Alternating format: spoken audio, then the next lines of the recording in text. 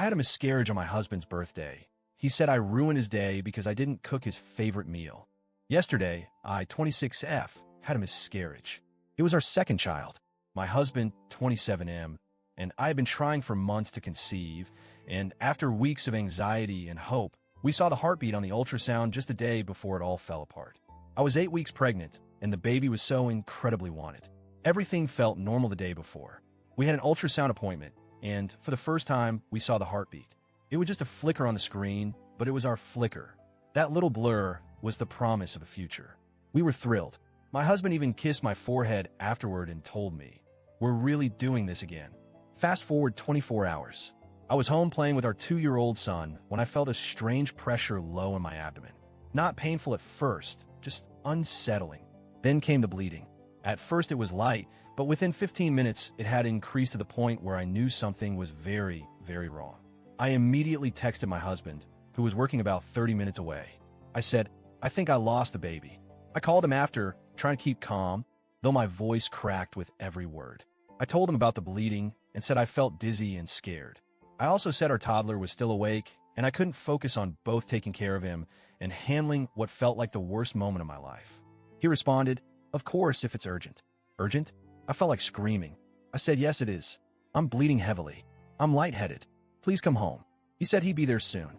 It took him over an hour to arrive. I later found out it was because he stopped at Tesco to pick up some beers. Beers. While I was bleeding, trying to crawl down the stairs to get paracetamol, and forcing myself to make her toddler lunch. I had to clean myself up multiple times, terrified of what I might see each time I checked. I passed what I believe was the fetus, and I sat on the bathroom floor crying, still having to function enough to put my son down for his nap. When my husband finally got home, I was pale, dizzy, vomiting, and in intense pain. He seemed annoyed, not panicked. I told him we needed to go to AE. He sighed, but he helped me into the car. The drive was silent. I was curled against the window, praying I wouldn't pass out. At AE, they confirmed I was miscarrying. The pain was unbearable, physically and emotionally. I lay on the hospital bed, trying to grasp what had happened. The life we had hoped for was gone. We were there for several hours. By the time we were discharged, it was close to 8 p.m. As we were pulling out of the hospital car park, he turned to me and asked, "So, are you still making dinner tonight?" I was stunned. At first, I thought he was joking, but he wasn't. Last week, I had promised I would cook his favorite birthday dinner. He hadn't forgotten. I was too exhausted to argue. I said quietly, "I'm not feeling up to it. Whatever takeaway you want is on me." He muttered under his breath, "For fuck's sake," and then added, "This bullshit has ruined my birthday." That was the moment I broke. He didn't stop to get takeaway. He just drove us home. I sat there in stunned silence. The man who held me during our first pregnancy, who excitedly painted the nursery 2 years ago, was now sulking because I miscarried on his birthday.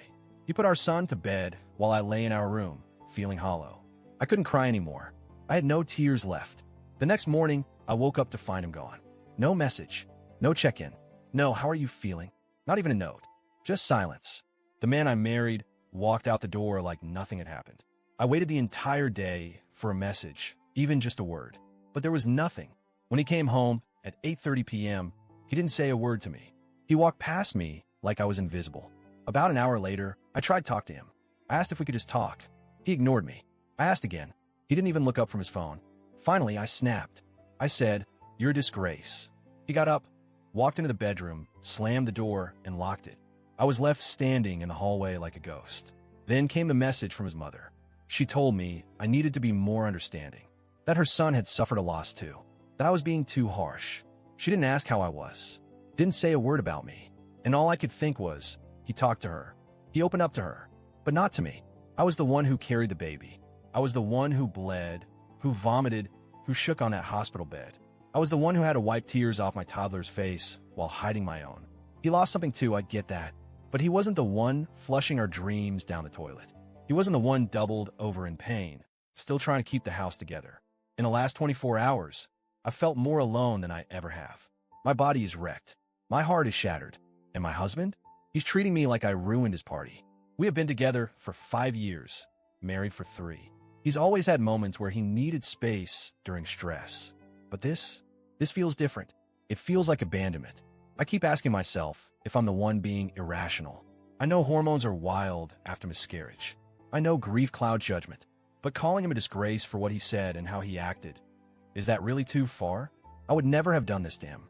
If he were the one in pain, the one facing a loss, I would have held him. I would have been there. I wouldn't have stopped for alcohol. I wouldn't have asked him to cook. I wouldn't have walked away. So now, I'm questioning everything. Is this just grief? A horrible misstep in an otherwise healthy relationship? Or is this who he really is when things get hard?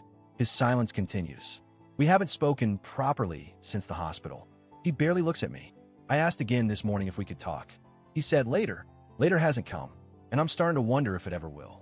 I don't want to make rash decisions. I'm still healing, but the thought of staying in a marriage where I'm treated like this during one of the worst moments of my life makes me sick. So, Reddit, AITA for calling him a disgrace?